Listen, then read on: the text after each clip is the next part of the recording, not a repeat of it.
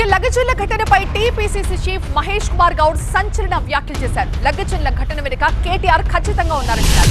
లగచర్ల ఘటనలో కేటీఆర్ శిక్ష అనుభవించాల్సిందే అంటున్నారు మహేష్ కుమార్ గౌడ్. కుట్రలో భాగంగానే కలెక్టర్ పై దాడి జరిగింది అంటున్నారు.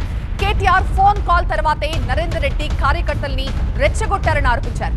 లగచర్ల ఘటనలో ప్రభుత్వం కఠిన చర్యలు తీసుకోవాల్సిందే అంటున్నారు మహేష్ కుమార్ గౌడ్. కల్వకుంట్ల తారక రామారావు గారు అధికారం కోల్పోయినటువంటి బాధ సహనంలో ఎక్కడికక్కడ వారి కార్యకర్తలను రెచ్చగొడుతూ ప్రభుత్వం చేపడుతున్నటువంటి అభివృద్ధి కార్యక్రమాల్ని అడ్డుకోవడమే లక్ష్యంగా ముందుకు పోతా ఉన్నారు. నిన్న కొడంగల్ విషయంలో జరిగినటువంటి కలెక్టర్ దాడిలో ఈ దాడిని మేము తీవ్రంగా ఖండిస్తూ ఉన్నాం, గర్హిస్తూ ఉన్నాం.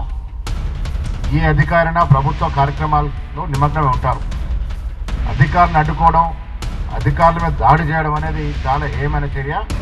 దీనికి శిక్ష తప్పదు. కేటీఆర్ నువ్వు శిక్ష ఫేస్ చేయాల్సిందే. నేను కేటీఆర్ని సూటిగా అడుగుతా ఉన్నాను, ఆ ప్రాంత వాసులు కారు, అక్కడ వాళ్ళకి భూములు లేవు, వాళ్ళ భూములు పోవట్లేదు, ఎందుకు వారు దాడి పడాల్సి వచ్చింది?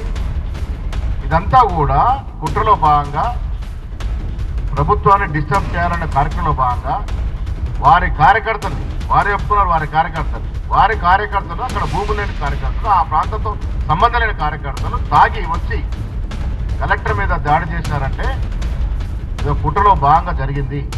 కేటీఆర్ ఫోన్ కాల్ పోయిన తర్వాతే నరేందర్ రెడ్డి గారు వారి కార్యకర్తల్ని రెచ్చగొట్టి ఉసిగొలిపి కలెక్టర్ మీద దాడికి పాల్పడ్డారు.